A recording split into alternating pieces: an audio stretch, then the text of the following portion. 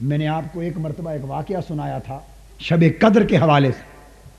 مجھے والد صاحب کی بلا رحمۃ اللہ تعالی علیہ انہوں نے یہ سنایا خود مجھے کہ وہ ایک مرتبہ غالباً سن 65 کی بات ہے، سن 65 کی بات، مسجد نبی میں اعتکاف بیٹھے اور 25ویں رات تھی رمضان المبارک کی، اور قبلہ والد صاحب رحمۃ اللہ نے ذکر کیا کہ 25ویں رات جب ماہ رمضان کی آئی، فرماتے ہیں میں سویا ہوا تھا تو آقا نے کرم فرمایا اور خواب میں دیدار عطا کیا، تشریف لائے اور فرمایا فرید الدین اٹھو، یہی رات لیلۃ القدر ہے.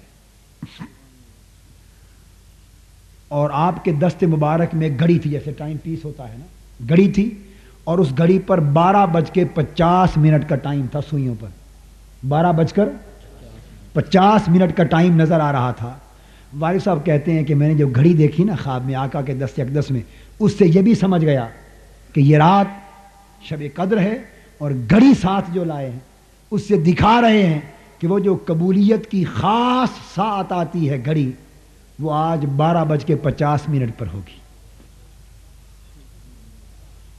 فرماتے ہیں میں فوری اٹھا اور بیٹھ گیا، کوئی 12:15 یا 12:30 کے درمیان کا شاید وقت ہوگا. فرماتے ہیں کہ ان کے ساتھ ایک شخص اعتکاف کر رہا تھا، بڑا نیک آدمی تھا، وہ نو مسلم تھا، پہلے سکھ تھا، اسلام قبول کیا، مسلمان ہوا، پھر حضور علیہ السلام کا بڑا عاشق، اور وہ بھی اعتکاف بیٹھا تھا. والد صاحب قبلہ فرماتے ہیں میرے ذہن میں خیال آیا کہ میں آقا کا کرم ہے اس کو بھی شریک کر لوں، اس کو بھی بتا دوں، تو یہ بھی اٹھ کے عبادت کر لے، اللہ اللہ کر لے. پھر خیال آیا کہ راز کی بات ہے، معلوم نہیں بتانے کی اجازت ہے یا نہیں. پھر تیسری بار خیال آیا کہ اگر حضور علیہ السلام پسند نہ فرماتے بیان کرنا تو منع فرما دیتے.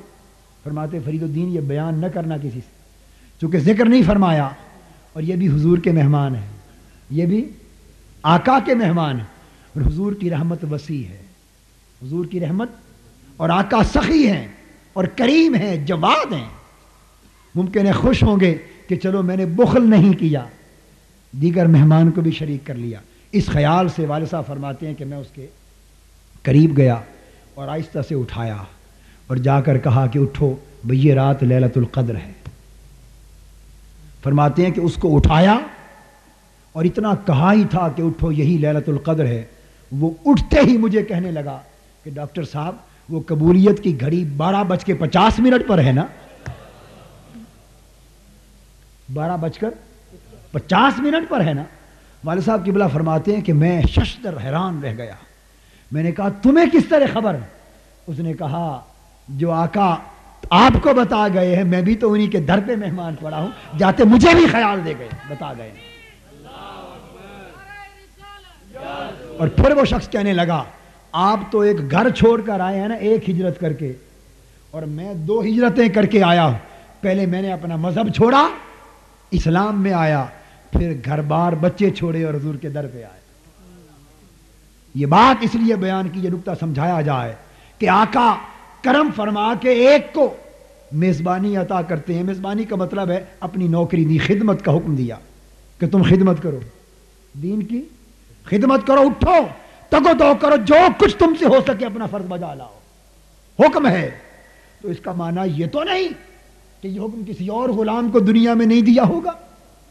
معلوم نہیں آقا نے درجنوں غلاموں کو اس شرف سے نوازا ہو، 20 غلاموں کو یہ حکم دیا ہو، مگر ہر کسی کو تو اپنے ہی حکم کی خبر ہے، نہ کسی کو کیا پتا اور اس سے بات کیا ہوئی. آقا کا کئی غلاموں سے واسطہ ہے، بس وہی غلام جانتا ہے. اور حضور کی شفقتوں کا عالم تب بھی یہی تھا، آج بھی یہ ہے. جو حضور کی مجلس میں بیٹھتا سمجھتا سب سے زیادہ کرم مجھ پر ہے،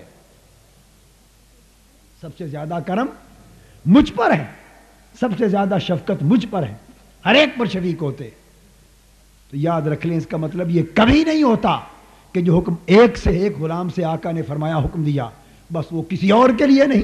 معلوم نہیں حضور نے کتنے غلاموں کو مامور کر رکھا. سیدنا غوث العظم رضی اللہ تعالیٰ عنہ کی کرامات میں سے ایک بات معروف ہے، آپ کی سمانے سیرت اور کرامات کی کتب میں، جس میں مثالی کی بات کہ ایک شخص آپ کی خدمت میں آیا عرض کیا حضرت آج روزہ ہے، افطاری میرے گھر کیجئے.